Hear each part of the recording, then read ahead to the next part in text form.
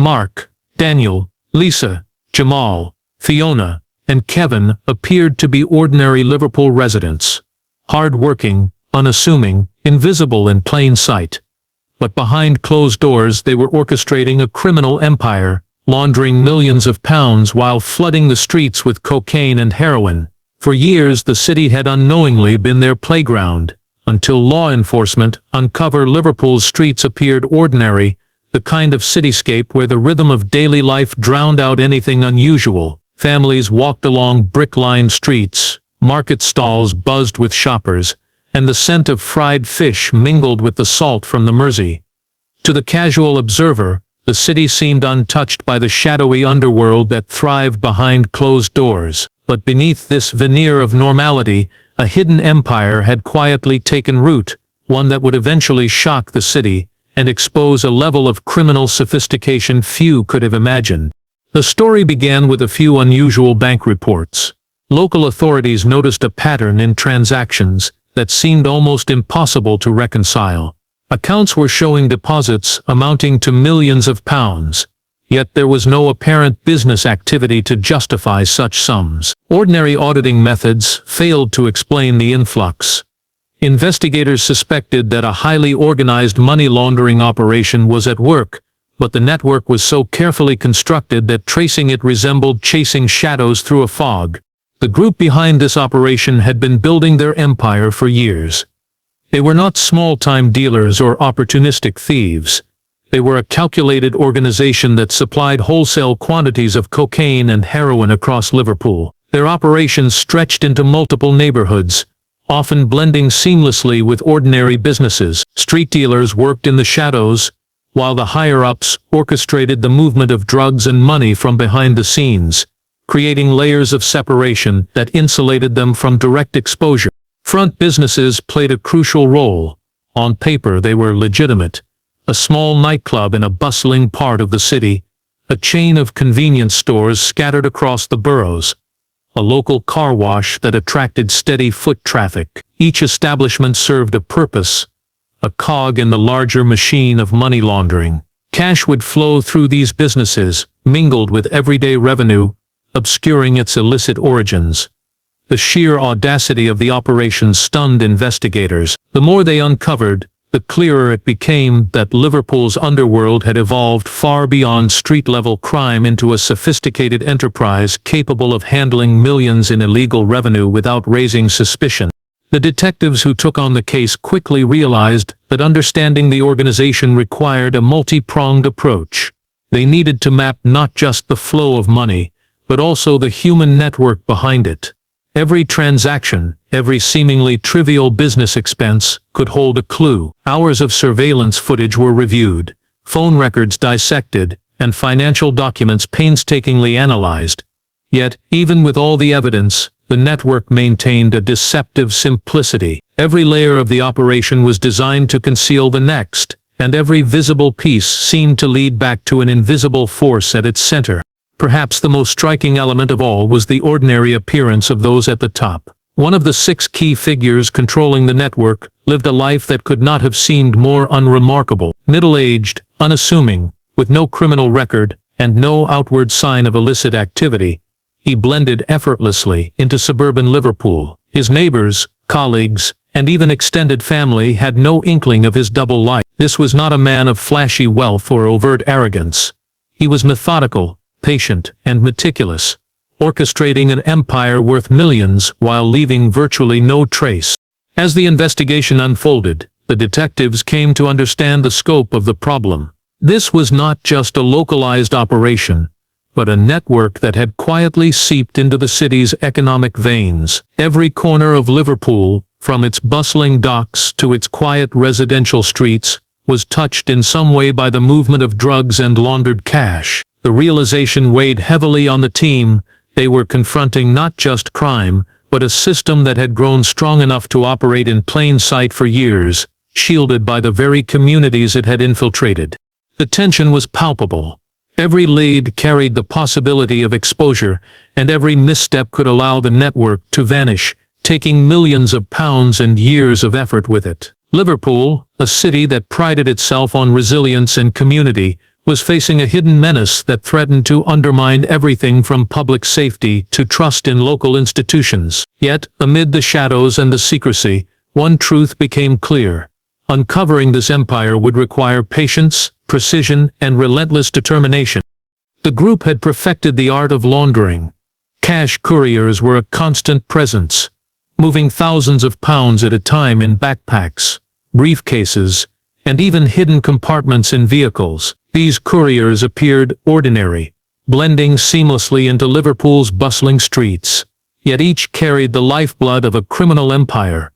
Investigators soon discovered that the network's financial activity stretched far beyond the city. Offshore accounts in multiple countries received deposits and dispersed funds across Europe. Shell companies acted as intermediaries, lending legitimacy to transactions that were anything but legal. At one point, authorities discovered that even cryptocurrency was being used to convert illicit cash into digital assets, further complicating any attempt to trace the money.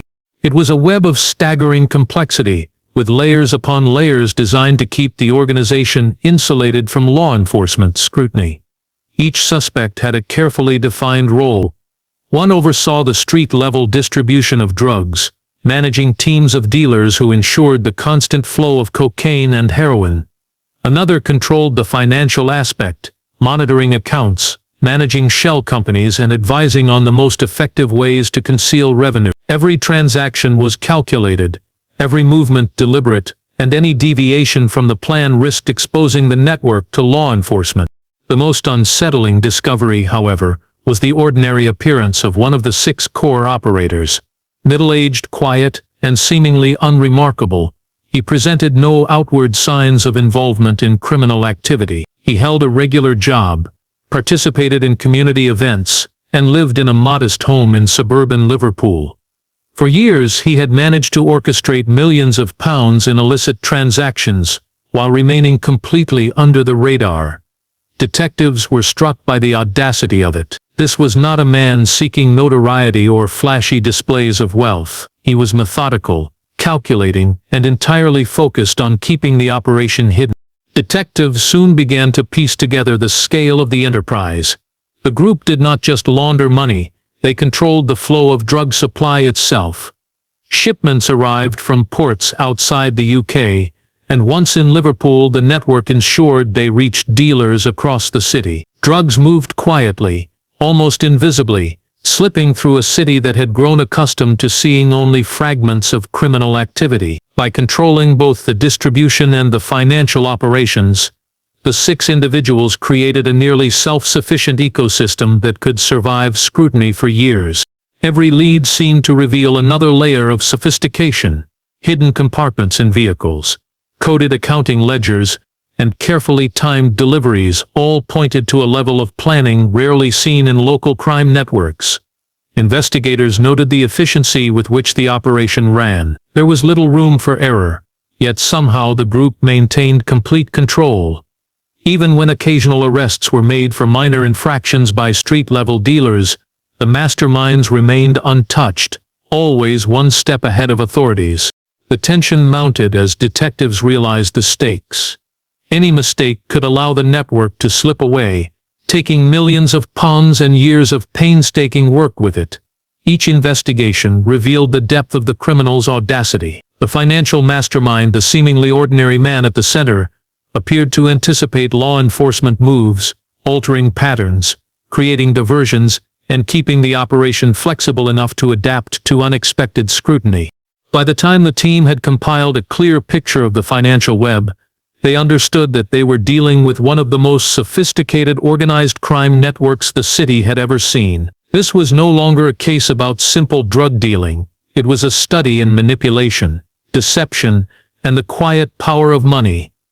Liverpool's underworld had evolved, and the detectives knew they needed a plan as methodical and relentless as the criminals themselves. The next steps would require careful coordination, patience, and timing, for one wrong move could allow the entire empire to vanish into the shadows once more. The operation to bring the network down was unlike anything Liverpool police had attempted before. Codenamed Operation Floodgate, it was designed to strike the group simultaneously on multiple fronts, leaving no opportunity for escape. Months of preparation had gone into planning the raids, and every detail was carefully coordinated. Undercover officers were embedded in key locations, front businesses were monitored day and night, and informants provided critical insight into the daily workings of the network. Every step taken was deliberate, every move calculated to avoid tipping off the criminals who had proven themselves extraordinarily cautious and observant. Undercover officers worked in the nightclub, posing as potential investors and suppliers. They observed transactions, took note of deliveries, and quietly mapped the flow of both money and drugs. In the car wash, officers counted cash, noted unusual deposit patterns, and identified employees who may have been unknowingly involved. Investigators also scoured the convenience stores, tracing shipments of goods and identifying unusual purchase patterns that suggested the movement of large sums of money. Each location was a piece of a larger puzzle, a clue that revealed just how extensive and sophisticated the operation had become. The more detectives uncovered, the clearer it became that the network was preparing to expand. Plans were underway to extend their reach beyond Liverpool, tapping into markets in Manchester and even London. The group's ambition was staggering. They were not content with dominating the local drug trade. They were building a regional empire, leveraging their financial machinery to create a network that could operate with minimal risk of detection.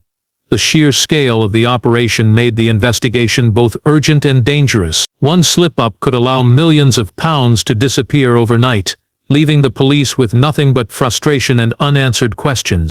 The suspense mounted as officers waited for the perfect moment to strike. Surveillance continued, with detectives documenting every meeting, every delivery, every exchange.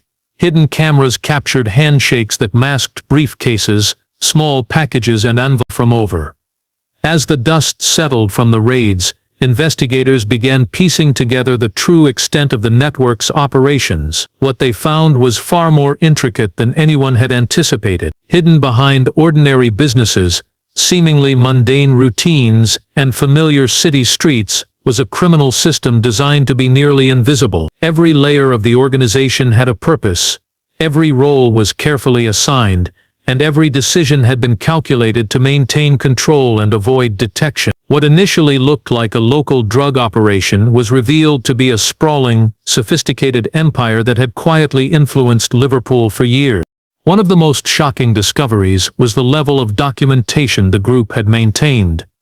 Investigators uncovered ledgers and digital records detailing every transaction, drug sales, money laundered through businesses, payments to couriers, and even debts owed by other members of the network. It was meticulous, almost obsessive in its precision. Every operation had been tracked, yet the organization had remained confident that law enforcement would never see these records. The revelation underscored the audacity of the criminals. They operated with complete trust in their own systems, certain that their careful planning would shield them from justice. The network's hierarchy became clear. Each member had a distinct and indispensable role.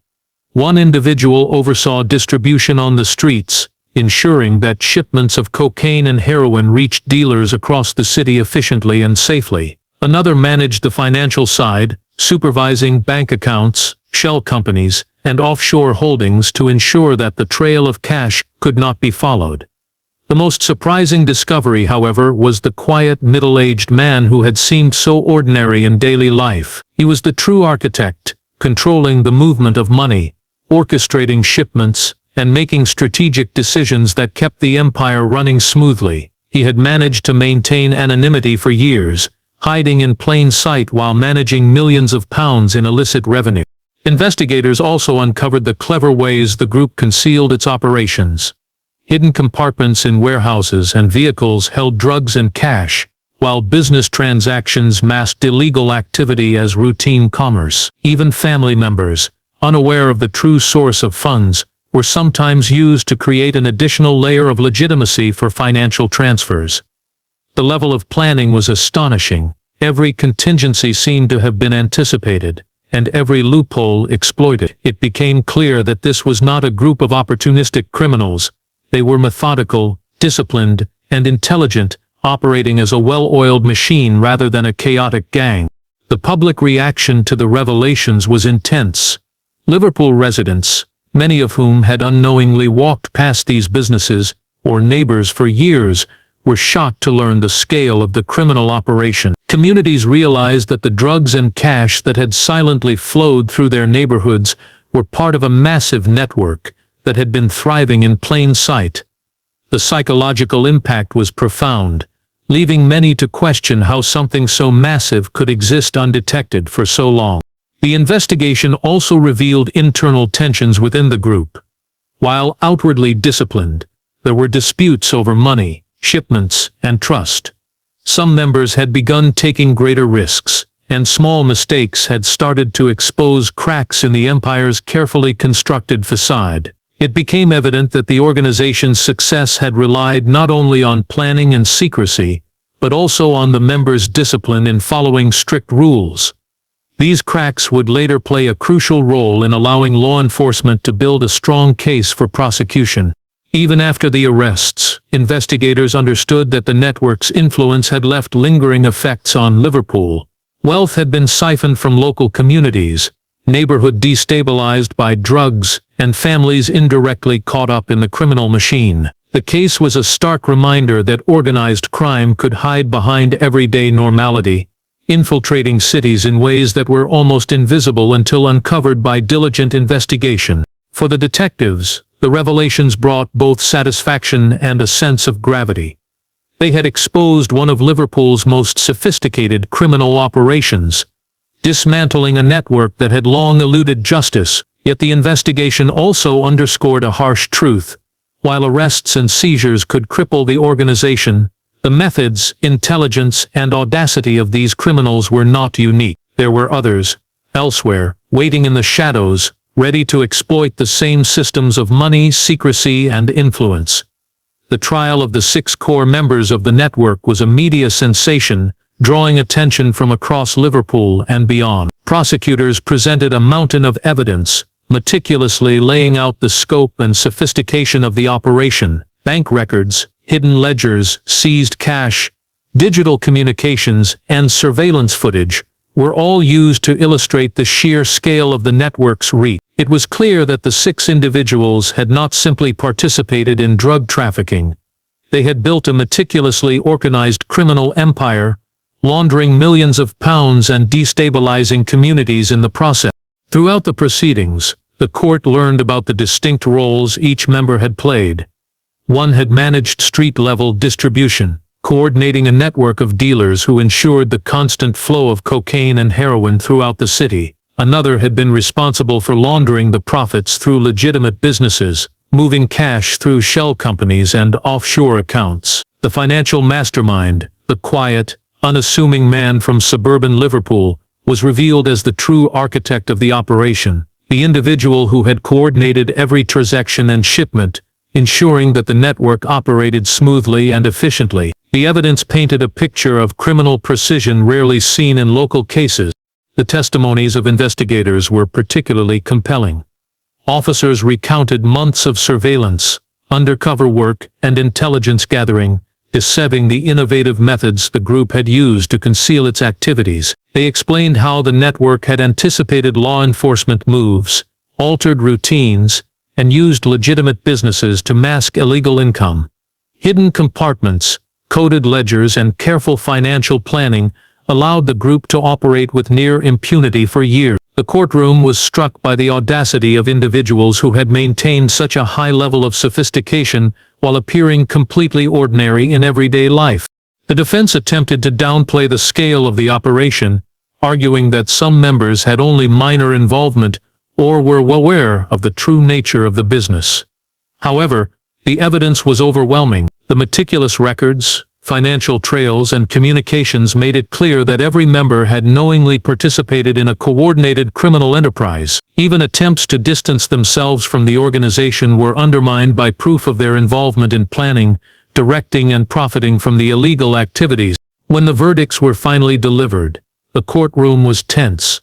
All 6 were found guilty on multiple charges, including drug trafficking, conspiracy, and money laundering. Sentences reflected the severity of their crimes and the sophistication of the network. The financial mastermind received the longest term, a clear acknowledgement of the central role he had played in orchestrating an empire that had operated undetected for so long.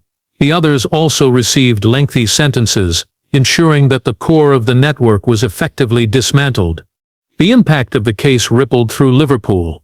Communities that had once been unknowingly touched by the network began to feel a sense of relief. Streets that had been quietly destabilized by drug distribution were now safer, and businesses previously used to launder money could rebuild without the shadow of criminal activity hanging over them. The case also served as a warning. Sophisticated crime could hide behind ordinary facades, infiltrating neighborhoods in ways that were almost invisible until exposed by careful, persistent investigation. For law enforcement, the case was both a triumph and a reminder of the challenges that remained.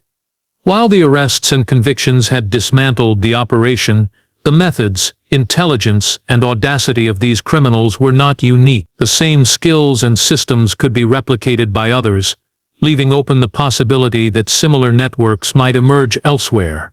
Detectives reflected on the months of work, recognizing the determination, patience, and ingenuity required to bring such an operation to justice. As the city slowly returned to normal, the story of the 6 jailed members became a cautionary tale. It illustrated the power of organized crime when left unchecked, the ingenuity with which criminals can manipulate financial systems, and the crucial role of law enforcement in protecting communities. Liverpool had reclaimed its streets, but the shadow of organized crime remained. A quiet reminder that vigilance, persistence, and courage were the only defenses against a menace that could emerge anywhere, at any time. The case closed, but its lessons lingered, etched into the city's history and consciousness, a testament to both human cunning and the relentless pursuit of justice. The hidden world they thought could never be